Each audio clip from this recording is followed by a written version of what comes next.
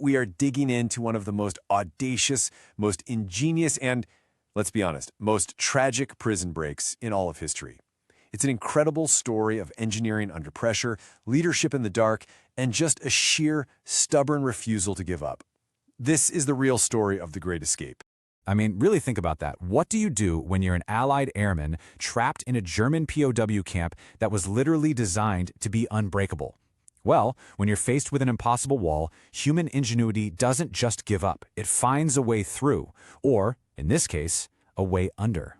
And that is what makes this story so wild. This wasn't just some desperate, last-minute dash for freedom. No, this was a calculated, almost industrial-scale operation. It was like a secret factory operating right under the noses of their guards, with one single mission: to engineer and escape. Okay, so to really appreciate the genius of the escape, you first have to understand the fortress they were up against. Stalag Luft III was the Nazis' state-of-the-art, maximum security solution for their most troublesome prisoners, the Allied airmen who just wouldn't stop trying to escape. The Germans seriously thought they had built the perfect prison. I mean, the soil itself was a defense mechanism. This bright yellow sand would stick out like a sore thumb against the gray dirt on the surface. They even raised the prisoner huts up on stilts, so there were no blind spots. And get this, they buried microphones underground to listen for the sound of digging. It was designed to be a cage for your mind just as much as your body. But here's where they made their fatal mistake. In their quest to lock up all the troublemakers, they gathered the most defiant, the most skilled, and the most intelligent pilots, engineers, and strategists from the entire Allied forces, and they put them all in one place. They hadn't really built a prison, they'd accidentally built an incubator for rebellion. And every great enterprise needs a leader, right? In this think tank of rebels, the man who stepped up was Squadron Leader Roger Bushell. To everyone in the camp, he was known simply as Big Axe. This quote, this tells you everything you need to know about Roger Bushell's mindset. He'd already been shot down and had escaped twice before. So for him, this wasn't just about getting home. This was an act of war. It was his duty to disrupt the enemy, to pull German resources away from the front lines, to cause absolute chaos. Escape was the tool, but mayhem, that was the mission. So Bushell's master plan was just audacious. Why risk everything on digging one tunnel when you could dig 3? He organized 600 men to start digging 3 separate tunnels at the same time, codenamed Tom, Dick, and Harry. The logic was brilliant. If the guards found one, they'd assume that was it. The threat was gone, and they'd relax. And that's when work would ramp up on the other 2. You know, we have a fancy word for this today: redundancy. It's a core principle in modern engineering, in business, in pretty much everything. Never put all your eggs in one basket. Bushell was basically putting this concept into practice decades ahead of his time.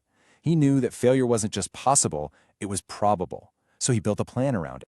So, with the master plan in place, the entire camp transformed. On the surface, it looked like a prison camp, but 30 feet underground, it became one of the most innovative engineering workshops of the entire century.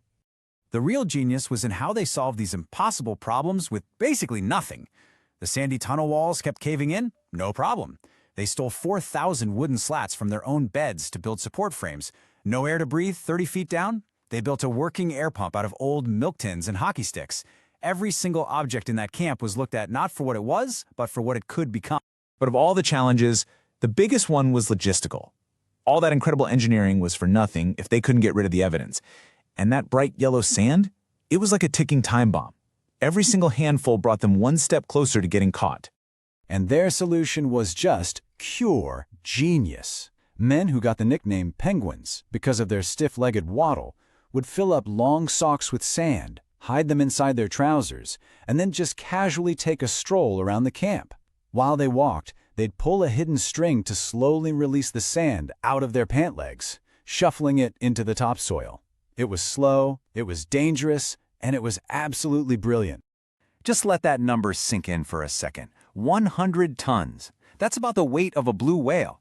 And that's how much sand they moved and hid, one sockful at a time, right under the feet of the guards. Incredible. For months, this secret factory just churned away. Men were working in these claustrophobic, suffocating conditions day in and day out. And then, well, the inevitable happened.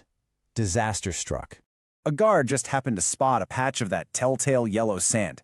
They found the entrance to Tunnel Tom, and they dynamited the whole thing. The psychological blow was just immense. All that sacrifice, all that risk, just gone. For most people, that would have been the end. But this is where Roger Bushell's leadership was so critical. He didn't panic. He saw the discovery of Tom not as a failure, but as the exact scenario his three-tunnel strategy was designed for. He ordered everyone to stop work on Harry, let the Germans get cocky and complacent, and then, quietly, the digging started all over again. And that brings us to the moonless night of March 24th, 1944. After a solid year of digging, Tunnel Harry was finally finished, and it was an underground marvel. Over 300 feet long with electric lights and even a tiny railway system to move men and equipment. The Great Escape was on.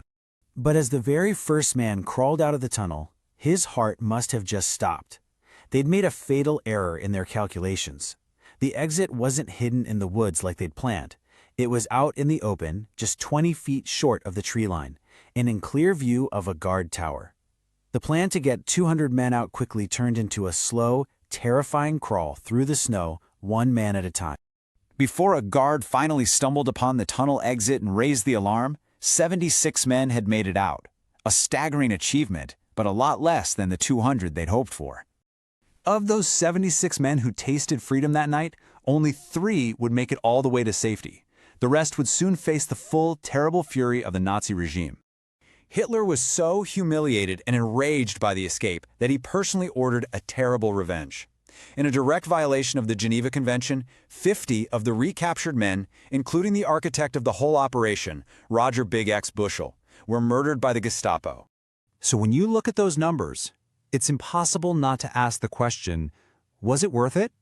After all that work, all that ingenuity, and all that loss, was it all for nothing? You know, from a purely tactical point of view, you could argue it was a failure. The cost was devastatingly high, and only a tiny number actually made it to freedom. But to focus only on that is to miss the entire point of the story. Because the true success of the Great Escape isn't measured by how many men got home. It's measured in the act itself. It was this monumental act of defiance. It was a message, loud and clear, that even behind barbed wire, even surrounded by guards, the human spirit could not and would not be caged. And ultimately, that's the legacy of the Great Escape.